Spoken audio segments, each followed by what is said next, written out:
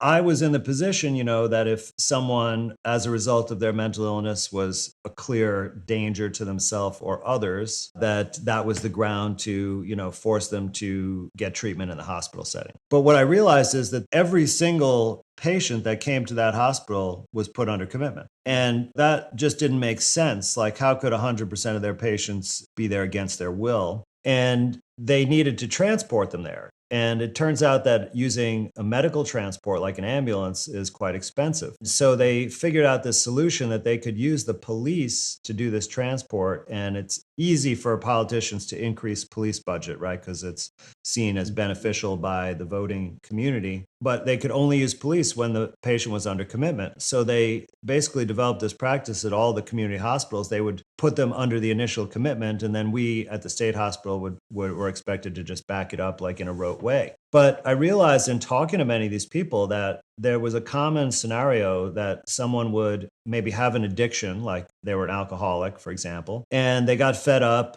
with the pattern. They wanted to get help to get sober. So they would go to their hospital like on a Friday night and say, "Hey, I need to get clean. Can you help me? Can you get me into a detox bed or something like that?" And then they would go through this exercise. "Oh, are you having any, thoughts about suicide?" No, I just want to get sober. "Well, if you ever would think about suicide, how would you do it?"